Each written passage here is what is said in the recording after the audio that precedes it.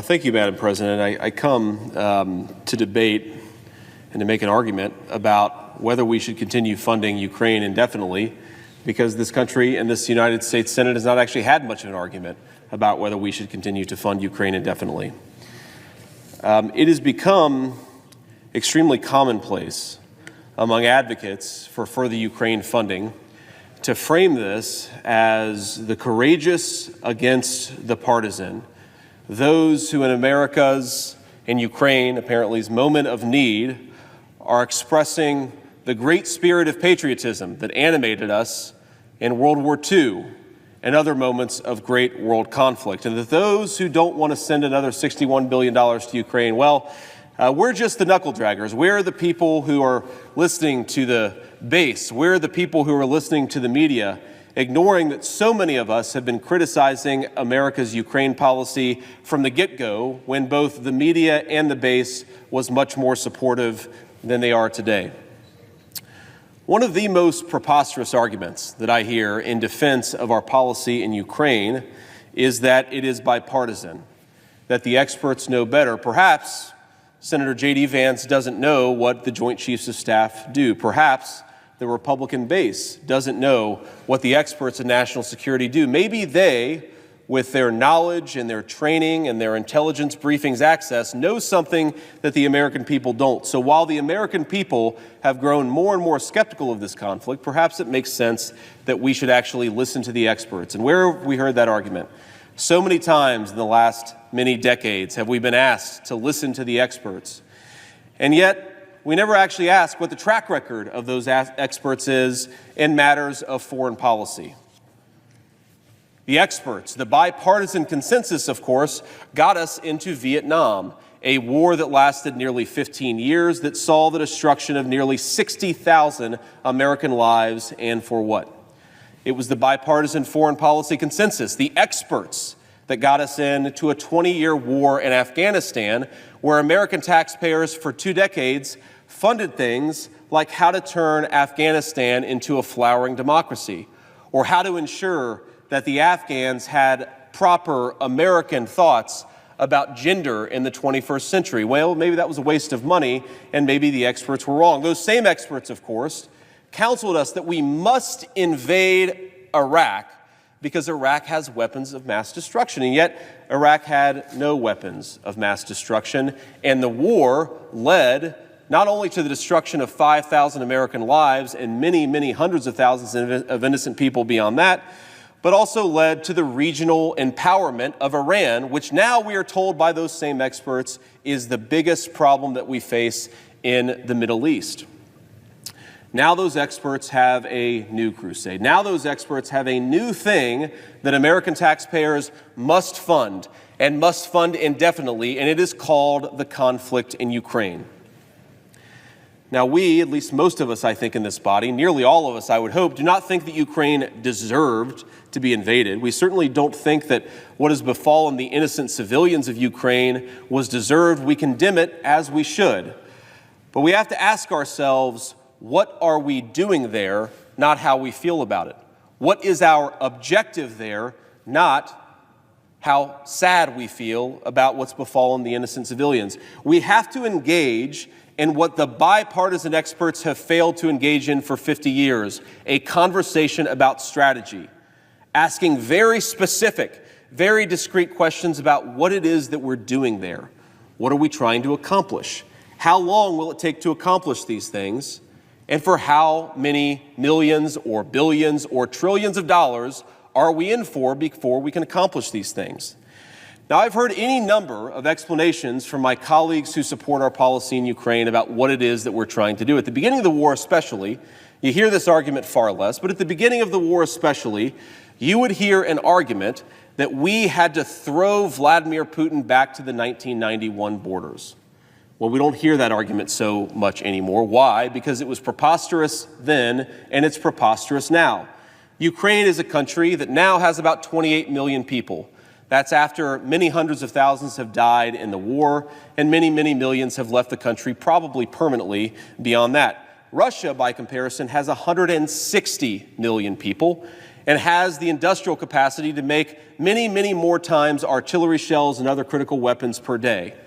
So against that Leviathan in Eastern Europe, we are told somehow that the Ukrainians can win.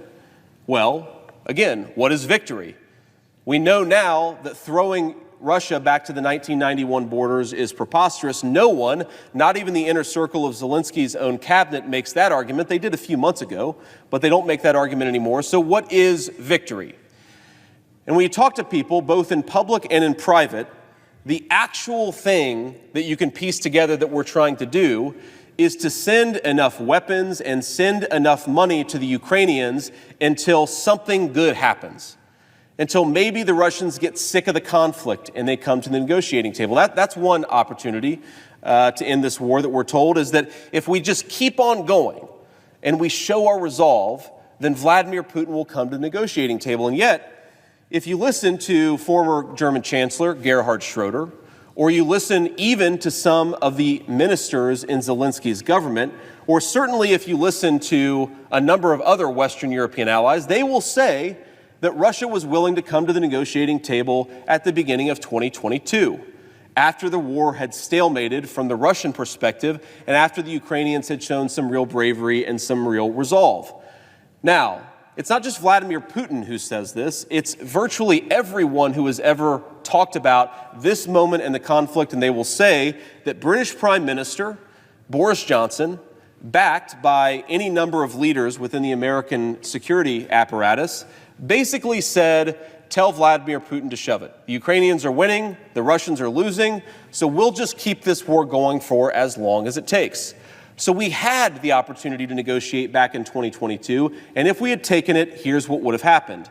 Many fewer hundreds of thousands of Ukrainians would have died.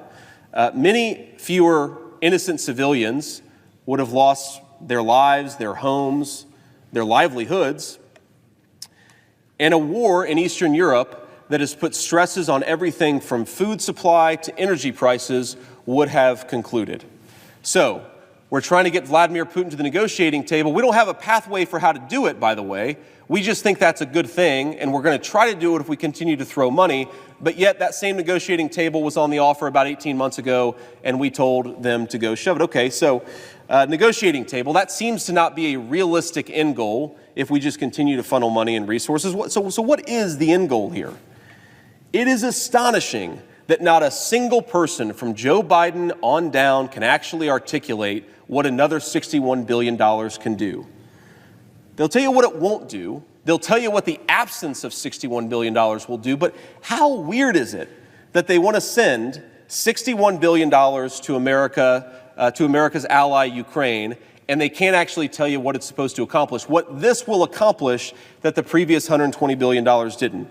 So first, we have a complete absence of strategy, a complete failure for the President of the United States to articulate what we're going to do. I try to imagine what it would have been as an American citizen if on December the 8th, 1941, Franklin Roosevelt stood before the country and said, the Japanese have attacked us, it is a day that will live in infamy, and so we're going to send money for as long as it possibly takes, with no articulation of what we're going to do, of what the battle plan is, of where we're fighting, of what we're going to have our manufacturing base try to accomplish. We're just going to send money and hope that eventually these guys come to the negotiating table. That is the equivalent of what we're doing at this moment in time with this particular conflict. Now, I mentioned just now our manufacturing base. So let's talk about the costs of this conflict. We know there's no strategy. We know there's no plan to do anything other than just to funnel more and more money and more resources. What are the costs of continuing our posture in Ukraine? Well, let's go through them. And let me just make an observation about costs, about actually thinking about costs and considering the consequences of our actions. You know, it used to be common in American statesmanship that we'd hear this phrase, speak softly and carry a big stick. The idea was be smart in your strategic decisions, be willing to hit back and hit back hard if you have to, but don't bluster, don't brag, don't pretend that you can do things that you can't. And a fundamental part of American statesmanship, I think, is asking ourselves, what is it that we are costing ourselves by continuing to fund this war? Well, you've heard some of my colleagues talk about this already. We've got $61 billion on top of $34 trillion in debt. Can we actually afford to send another $61 billion to Ukraine? Can we afford to send the $100 billion that will be requested at some point next year? Can we afford the hundreds of billions of dollars of reconstruction costs that we've effectively committed ourselves to by funding the war in Ukraine indefinitely? You already hear these people like vultures with a carcass talking about how much money they're going to make on the reconstruction of Ukraine. And I ask myself, why are we destroying the country in the first place, given that we know the war is at a stalemate and American diplomacy could plausibly bring it to a close? Now, here's another thing that this is costing us, something that doesn't get talked about nearly enough in this chamber, but I'm reminded of the only time that I have ever been in the White House with a sitting president of the United States. It was about a week before the inauguration of Donald Trump and Mike Pence, and so I was there with President Barack Obama. I think it's important never to reveal confidences of private conversations, but he said something that was extremely interesting and I didn't expect to hear from a Democratic president. What he said is that the refugee crisis in Europe in 2015 would take down a number of liberal governments. Now, me as a conservative, I might not care about liberal governments going down, but I thought it was interesting that a theoretically pro-immigration guy, a guy much more committed to the cause of open borders than almost any Republican I know, would say that when you have wide open borders and when you have uncontrolled migration, it destabilizes governments. Well, of course, the former president is exactly right. Refugee crises do destabilize governments. Why are we not talking about the fact that in multiple countries in Southern Europe right now, they are being overwhelmed with people, not bad people, by the way. Most of them are just looking for food to feed their family or a job with a decent wage. But we're witnessing the beginning of what I will believe will become the biggest refugee crisis in the history of the world. Why? Because in Africa, which has 1.5 billion people, most of whom have a standard of living much lower than what we have in the United States of America, you have grain prices through the roof, wheat prices through the roof, barley prices through the roof. And as anybody who is advocating an endless war in Ukraine asked, what happens when 1.5 billion starving people start to move north to look for some food? You don't have to make any moral judgments about the plight that they will go on. You should make a moral judgment about the people in this building who refuse to think about the unintended consequences of their actions. Are we really willing to have over 1 billion people starving, trying to pour into the borders of Europe and the United States of America? Are we really willing to set up a refugee crisis, the likes of which the world has never been seen? And if we do that, what effect will it have on our allies in Europe? What effect will it have in our own country? What effect will it have for millions of American citizens who are already dealing with the consequences of an overwhelmed southern border? And I want to talk about that overwhelmed southern border in a second, but I want to keep talking about the unintended consequences of the war in Ukraine. Another unintended consequence is, what do energy prices look like all over the world? We have no idea who blew up the Nord Stream 2 pipeline. We can have some guesses, but it isn't kind of weird and isn't it unusual for our European allies to have had their most important fuel artery destroyed, and they seem totally uninterested in asking questions about it. We already know that governments like those in Poland, like those in Slovenia, like those in a number of other allied countries across Europe are under an extraordinary amount of stress because fuel prices are so high. The country of Hungary, which has 10 million people, took in nearly 1 million Ukrainian refugees, an important American ally by any standard, and yet they are facing skyrocketing energy prices because of the war between Russia and Ukraine. What effect does it have on the many millions of people who are living over there? What effect does it have on America's national security when we take down a number of allied governments because the people there can't afford food and can't afford energy?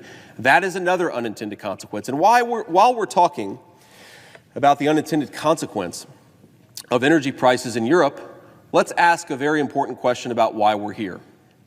Now, my Democratic friends on the other side of the aisle act like Ukraine is the most significant issue confronting our country. You see the Ukrainian flag lapel pins. You see the way that people talk about it on social media. There is a species of American liberal who thinks that the Ukraine war is the most important thing confronting our country.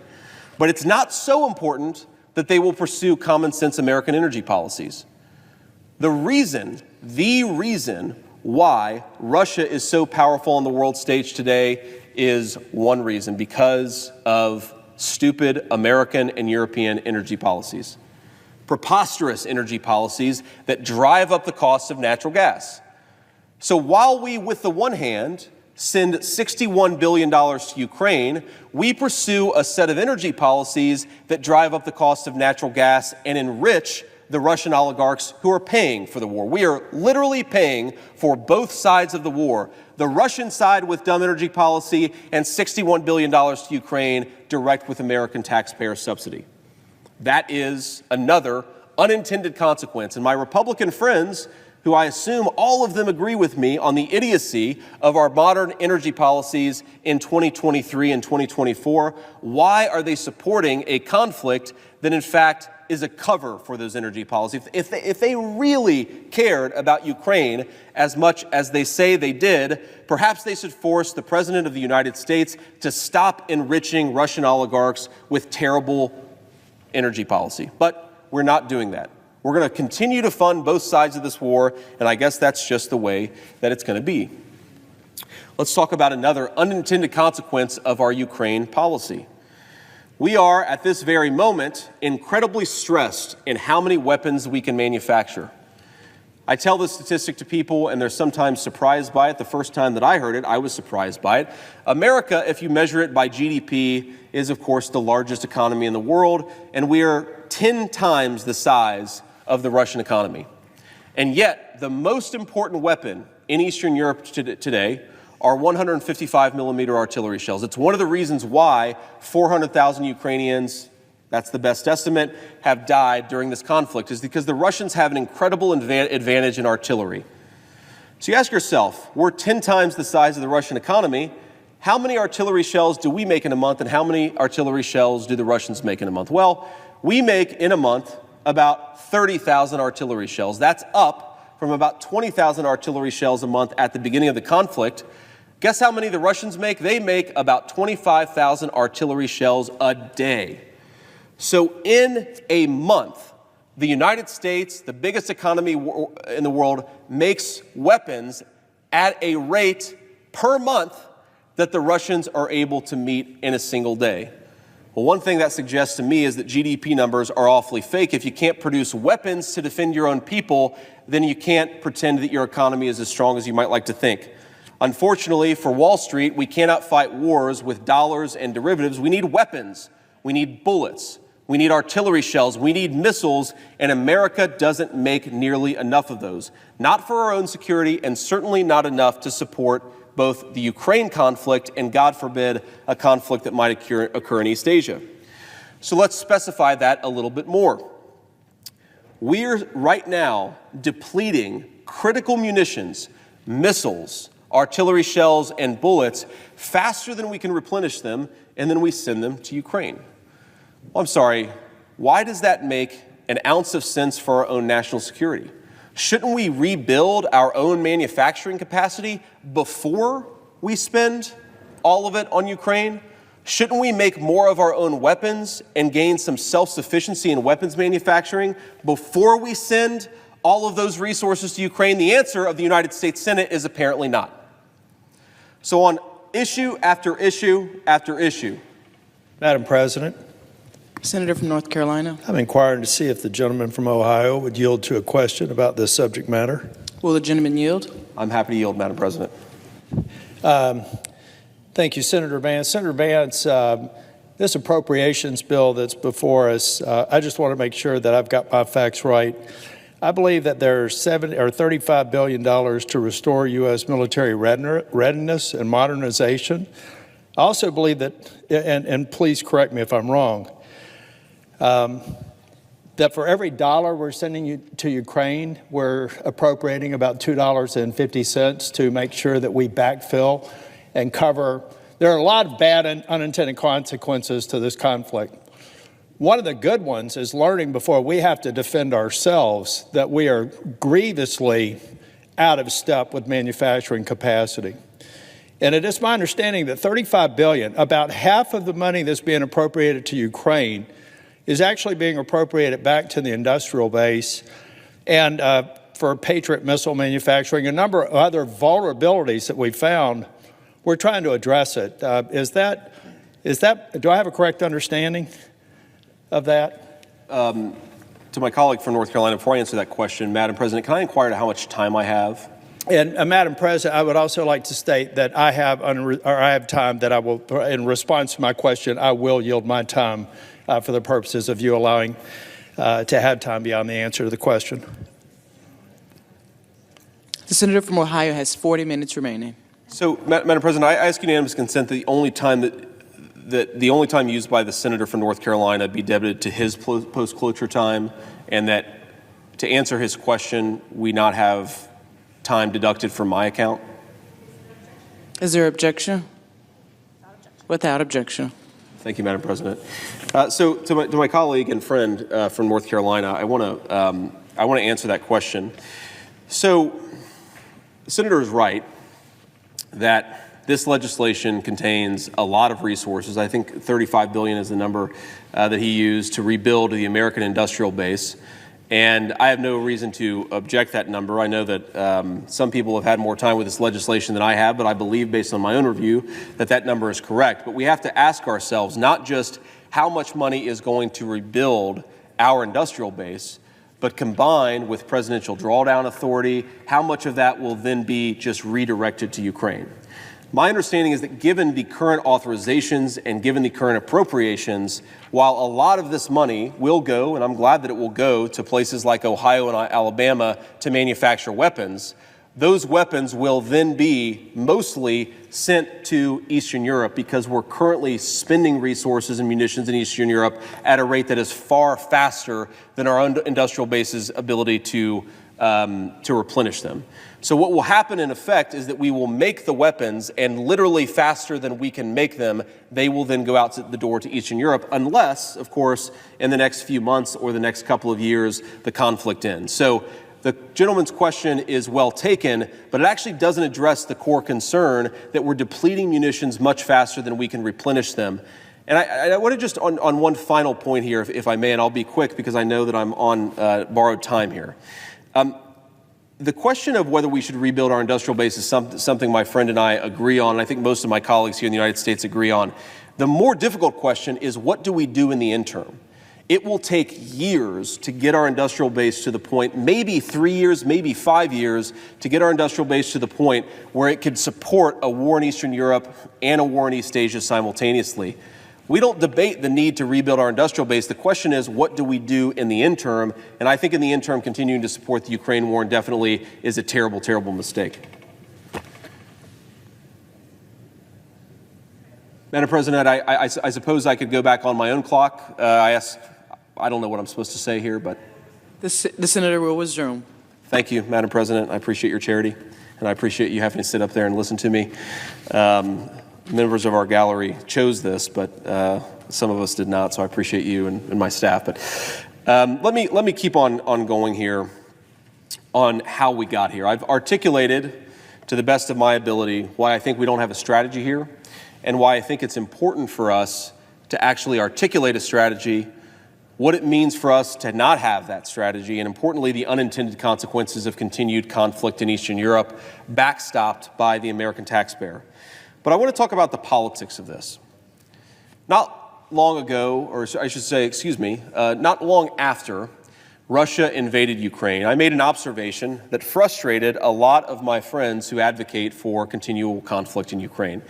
I said, how can we support a war in Ukraine? How can we defend Ukraine's borders when we're not even defending our own American border under the presidency of Joe Biden?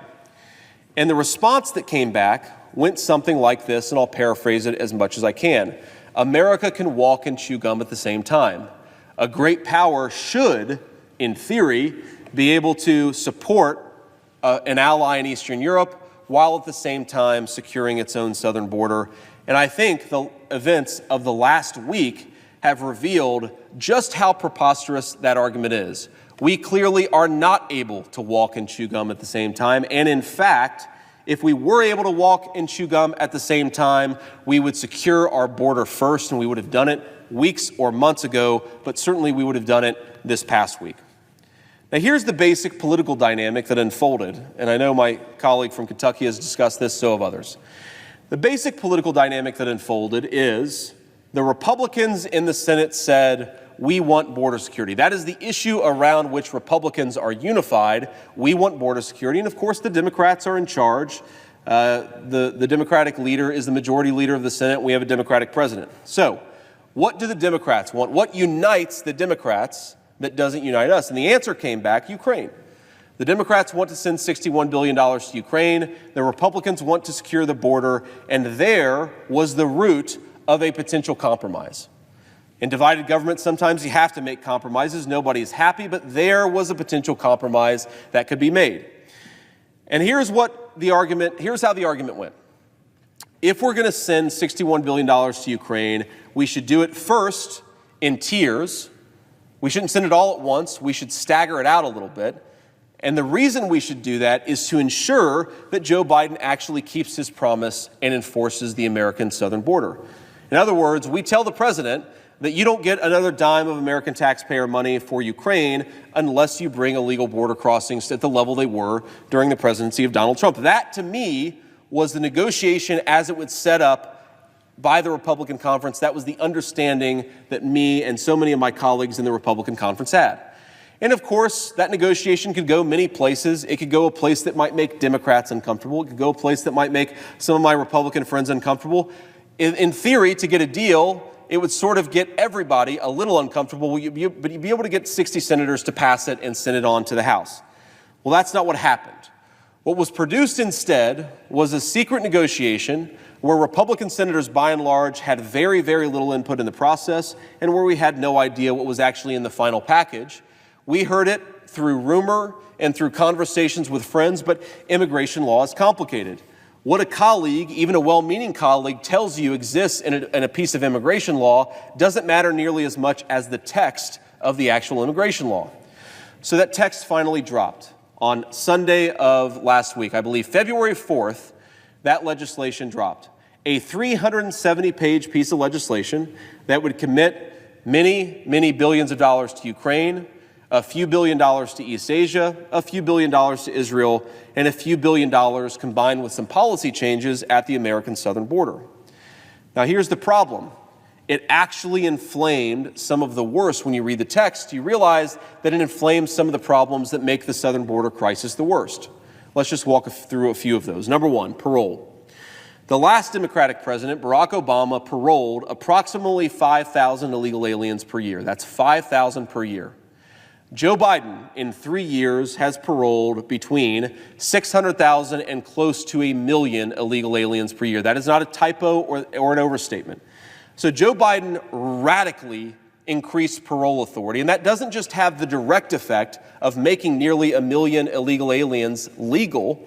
It also has a secondary effect, because if you are in Central America or you're anywhere in the world and you would like to come to America and not go through the proper channels, now, all of a sudden, the clarion call has gone out. Joe Biden has thrown open the southern border, and if you come across illegally, he will parole you close to 1 million times per year, when the last Democrat did it 5,000 times per year.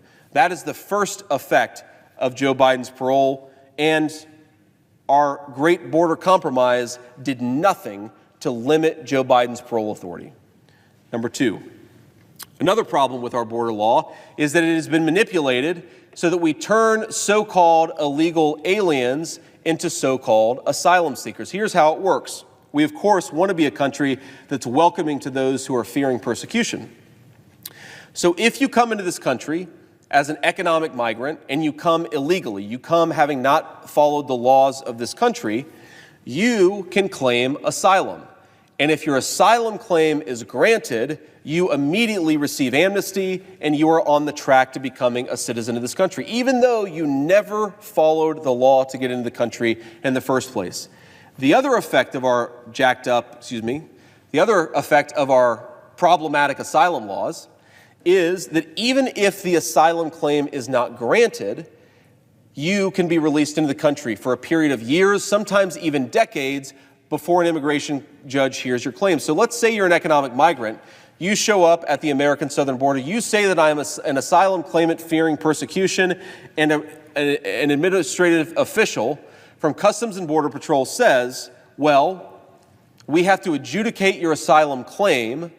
You can't do that right now. So what we'll do is ask an immigration judge to hear that claim in 12 years. You're free to hang out in America for the next 12 years. Well, that is an effective amnesty. And again, it sends a message all across the world that America is open for business and we can have a wide open southern border. That's what it does. This particular legislation actually made that problem worse. Now, on the one hand, it tried to increase the standard for granting asylum from a credible fear standard to a reasonable fear standard, but importantly, it changed the people who were enforcing that standard from immigration judges to CIS officers at the United States Customs and Immigration Services. These are people who are widely believed to have some of the most pro-asylum views within the United States government, so millions of people could come across the southern border, claim asylum, and have their claim granted unilaterally. That would put them on the pathway to citizenship. That would put them in a competitive posture with American citizens for jobs and for other important benefits. And yet, this legislation trying to fix the border actually made the asylum process worse. So here we are with a border compromise that actually makes the border security problems in this country worse. And let me just say, what we would need to do if we really wanted to secure the border is very simple. We just have to make Joe Biden do it. He has the tools necessary. He has the legal authority necessary to secure the border. The real debate, whether you're using Ukraine money as leverage or something else, is how do we force Joe Biden to do his job? This legislation didn't do that. It didn't even come close to doing that. And so most Republicans rejected it. So now here we are, an hour after the first foray of border security negotiations, the first volley where Democrats give us border security and Republicans give $61 billion in Ukraine. And what happens? It doesn't succeed. For the reasons I just articulated, the gross majority of my Republican colleagues didn't like that proposal, and so it got dropped. And what you might expect happen in a good faith negotiation that was actually about the border, if we were actually trying to secure the border, you might have said, this is not the Democrats' best offer. Let's go back to the negotiating table. Let's continue to push for border security because that is the most pressing crisis that we face as a country. And what happened instead is after an hour, Senate Democrats and even some in Republican leadership decided that we should move on from border security. They had checked the box. Now let's move on to their real priority, which is sending another $61 billion to Ukraine. It stinks to high heaven, ladies and gentlemen. No one who watched this process unfold believes that Republican leadership negotiated in good faith for border security or that Democrats did the same. It was always kabuki theater. It was always an excuse to say, we tried on the border, now let's move on to the thing that really matters, which is the money for Ukraine. And that failure, the way that it blew up in the faces of our leadership and the appearance gave lie to the idea that this was ever really about border security. And by the way, it alienated millions of Republican and independent voters who want their government to focus on the most pressing problem for this country, and that is the border. When I go back home to Ohio and I talk to audiences about their views on Ukraine, most people agree with me, but some people disagree with me. But if you go to an audience in the state of Ohio, a state that is affected tragically by the fentanyl problem, where you will drive on highways and see billboards for sex trafficking victims to call the hotline because they're being sex trafficked in the state of Ohio by Mexican drug cartels who have been given free rein at the southern border. If you talk to people and ask them, what are the most pressing problems the country faces? none of them will say Ukraine. Even those who would like to send more money to Ukraine, none of them will say Ukraine. So what are we doing? Why did we give up so easily? Why did Republicans stab their voters in the back? Why did we not fight for border security? Ladies and gentlemen, that's exactly what we promised we would do. Many of us did, by the way. Even some of my colleagues who disagree with me on the Ukraine question, they at least had the courage to stand and fight for border security, but unfortunately far too many Republicans refused. And so we are where we are. Now let me just make an argument about where we are on this particular border situation. We have millions of people coming into the country illegally every single year. We have hundreds of thousands dying just in the first 3 years of Joe Biden's term of fentanyl overdoses. We have a president who has invited the opening of the American southern border, and now we are living with the consequences. The American people know that this was the direct result of Joe Biden's policies, and they know that he could stop it. So let's debate real border security that actually forces the president to do exactly that. There are a number of options on the table. You will sometimes hear some of my Democratic colleagues and even some in Republican leadership say, we can't have a bill because Donald Trump doesn't want us to have a bill.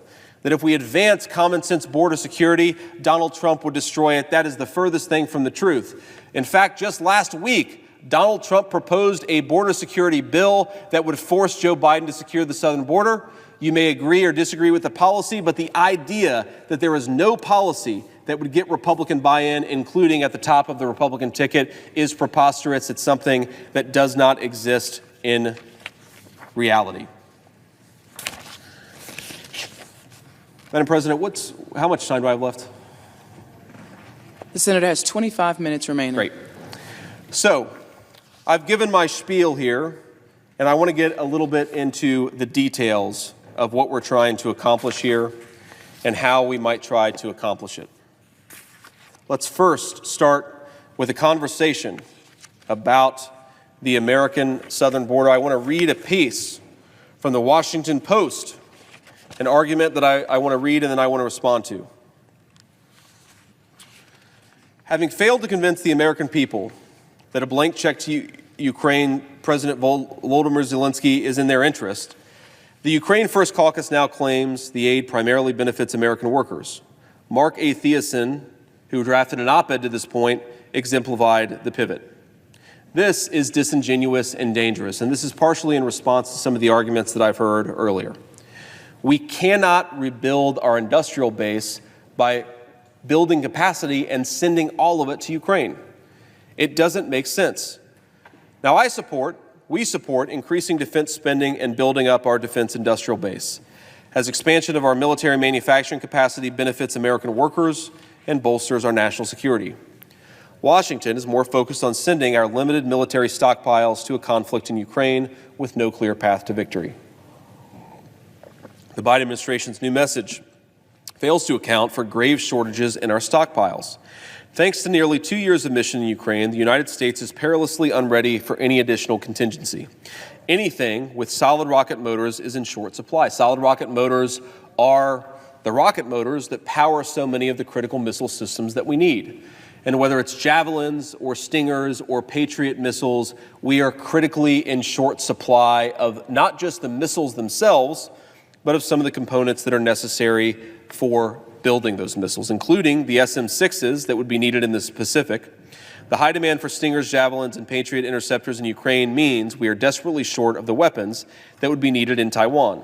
Replenishing them is going to take years. And I'm going to just pause here to make an observation. One of the arguments my friends make in defense of $61 billion to Ukraine is that we need to send a message to Vladimir Putin that if we give up and walk away from the Ukrainian battlefield, even though the leader of Ukraine's own military until recently said they had no chance of victory on that battlefield, if we give up, then it will send a message to Xi Jinping, the leader of China, that we are not a steadfast ally. What they're arguing, in effect, is that it will weaken American deterrence. that process by which we prevent our enemies and our adversaries from doing things that we don't want them to. Well, in classical foreign policy circles, deterrence is the combination of, on the one hand,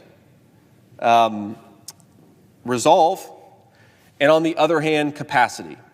And they're making an argument about resolve. They're saying that if we show weakness to Xi, we will be showing a weakening of American resolve. We'll show that America can't stand in there and fight the fight. And look, I'm obviously a critic of further aid to Ukraine, but it is true that American resolve is important, and we should do everything that we can to show American resolve. But you know what's more important than American resolve? You know what's more important than thumping our chest like 8th graders on a playground and saying, we're tough, we're strong, we can do it? What's much stronger than that is to actually have the capacity to defend ourselves and our allies, and that is what is so weak. Xi Jinping does not care how tough America acts. He cares how strong America is. And if we use our ammunition, our missiles, our artillery on a war in Eastern Europe, if we don't even have the bullets to defend ourselves and our allies, it doesn't matter how tough we act. Xi will do whatever he wants all over the world, and that's what this is ultimately about. We are trying to rebuild our country. What do we do in the interim? What do we actually do when our country is in a weak enough place because of decisions made over 30 or 40 years? I find it interesting that so many of the people, from the news commentators to my Senate colleagues, Republican and Democrat, who actively advocated shipping our industrial base to East Asia and Mexico, are now the people who are most fervently advocating for endless war in Ukraine. Here's the game they played. Send all of our weapons manufacturing, send all of our defense industrial base, send it everywhere but the United States of America. And now that America is in a tough spot, we should fight every conflict everywhere, even though we don't make the weapons that we need to support those conflicts. And why don't we make those weapons? It's because these guys encouraged us to ship our industrial base overseas.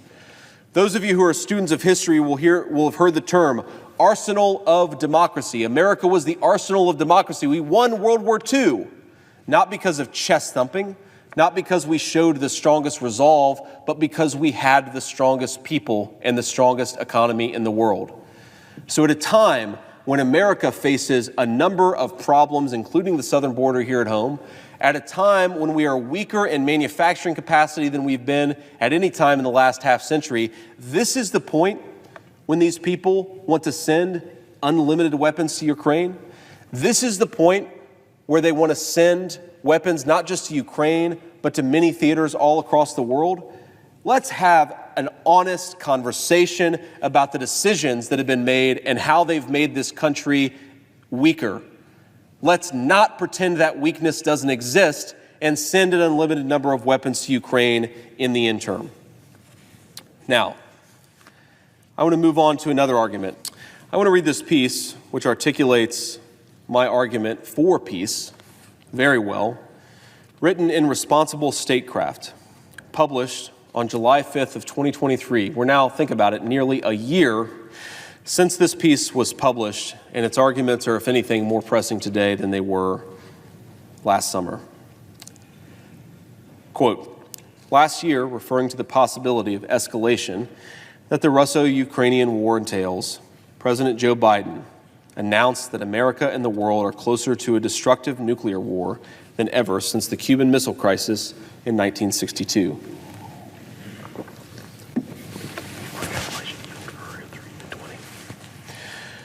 Perhaps no other statement from the highest level of government could so directly affirm the failure of American grand strategy and foreign policy in the post-Cold War world.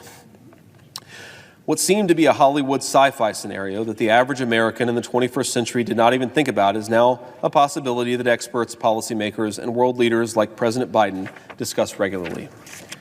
As America and the world grapple with the tectonic shifts that the Russian invasion of Ukraine has unleashed, war budgets around the world keep increasing. In 2022, global spending on defense reached an all-time high of $2.24 trillion. The U.S. defense budget accounted for almost 40% of the total, surpassing the next 10 countries combined, including China, Russia, India, the United Kingdom, France, and Germany. Yes, America's ever-increasing military expenditures have hardly translated into success stories in the 21st century. The trillions of dollars pumped into questionable military adventurism abroad, such as the invasion of Iraq in 2003, have yielded equally questionable results not only for U.S. interests and national security, but also for global security. America's over-reliance on the military to achieve policy objectives and the unilateral actions pursued without an international mandate have backfired in the form of a growing coalition of dissatisfied states that refuse to accept a world order that they see as unjust and hierarchical. In April of 1953, President Dwight D. Eisenhower delivered the famous Chance for Peace speech, in which he compared the enthusiasm for a just and peaceful world after World War II to the unstable, hostile, and unpredictable environment of the Cold War. The 8 years that have passed have seen that hope waver, grow dim, and almost die. And the shadow of fear again has darkly lengthened across the world, he said, before laying out his vision of a just and peaceful order and warning against the unbalanced political influence of military interests. Today, 70 years later, the world faces the same shadow of fear as the unpredictable war unleashed by a revisionist Russia shakes the international system. Biden's promised end of America's forever wars that was supposed to bring stability and predictability back to the realm of international affairs, while also allowing the United States to reorient its resources towards a much-needed domestic revival, did not materialize. While the war in Ukraine poses a significant threat to U.S. national security interests and necessitates an appropriate policy response, including security assistance to Ukraine for self-defense, look, this guy even believed in security assistance to Ukraine up to a certain point. U.S. military spending was growing even before Russia's invasion of Ukraine. This pattern should raise questions about whether the United States should have increased spending on the military in response to the crisis in Ukraine. The war has also turned into a talking point for those whose direct interests tied to military spending overshadow the actual interests of the American people. Many are now pushing for the concept of a long standoff with foreign rivals, without accounting for the real costs and implications that will be borne by ordinary citizens both in America and abroad. In foreign affairs, discourse and reality are sometimes interwoven in complicated and nuanced ways. Conflict can arise as much from actual strategic disagreements, security considerations, and national interests as from discourse and perceptions. In this context, embracing conflict and promoting discourse that emphasizes a long-term confrontation is a dangerous path for America to follow. The very cause of World War I has been attributed to the perceptions of threats and the interpretation of actions by states as hostile, leading some scholars to argue that European leaders sleepwalked into a conflict they neither desired nor expected to win easily. The question for Americans today, especially the new generation that will be inheriting a more unstable and dangerous world, is whether they will allow America to sleepwalk into a conflict that the United States neither needs nor can afford to win. Traditionally, American voters do not attach much importance to foreign and defense policy issues. Yet the citizens of a country that will be spending a record $842 billion on the military cannot afford to close their eyes on such critical policy issues that in fact profoundly affect their livelihoods. The question is not whether America should abandon its legitimate security needs and interests, nor neglect the foreign threats that necessitate spending on the military. We must understand how much of the current spending is actually justified. We also need to assess the efficiency of the military to protect the American people and interests abroad without overextending resources wastefully and prompting a dangerous arms race that will paralyze growth, development, and more importantly, the long-term prospect for peace and a new, more just world order. This is why young Americans should be especially concerned with the unchecked influence of special interests that seek to inflate threats, install the inevitability of long-term confrontation in the world, and justify ever-increasing spending on the military. The new generation will be the primary bearer of such burdens, costs, and consequences that decisions taken in Washington today will have. Ultimately, it boils down to a simple question of the kind of vision young Americans have for their country and the world. The question is especially critical given America's own undeniable internal strife. Those seeking to downplay the legitimate critique of the over-reliance on military forget or deliberately neglect that foreign policy is ultimately dependent on domestic policy. Both experts and the general public now agree that the once-hailed American democracy is threatened. The inflection point for America is serious. The country is facing a crisis of identity, social cohesion, a growing discontent with the economic model that has marginalized an ever-growing segment of the population, and what is more concerning, a waning belief and trust in the country's most foundational institutions.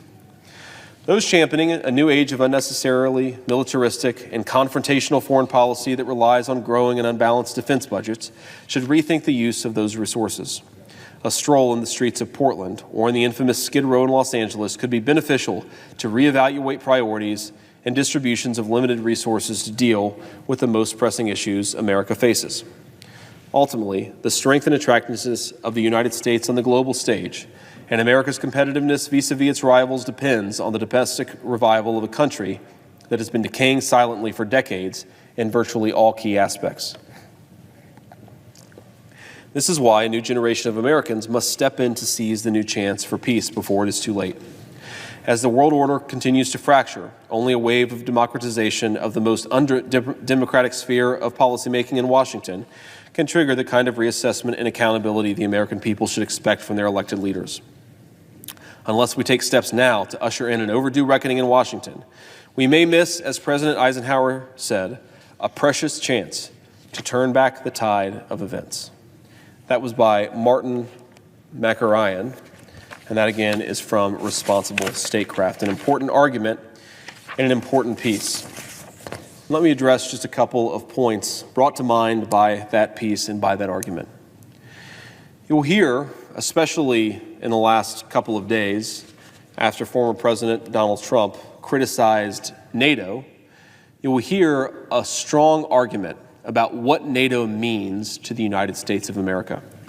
And I think it's important for us and for our citizens to be honest, not just about the problems inherent with NATO and the lack of burden sharing, but also the problems that exist in NATO's own countries, countries that most of us love, that most of us see as important allies, but have deep, deep pathologies and problems that must be addressed.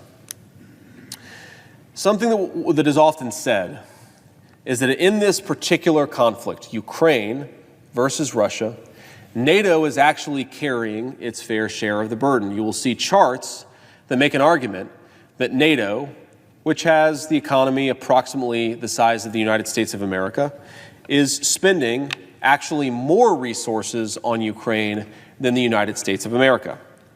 Now, that argument has a few critical flaws. Let's walk through them. First of all, NATO is providing a large amount of humanitarian assistance, and of course they're absorbing a large amount of refugees.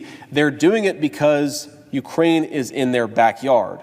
But the critical weapons and munitions that are being provided are overwhelmingly the responsibility of the United States of America. NATO is not carrying its fair share of the burden when it comes to weapons, and that's the most important things the Ukrainians need to win.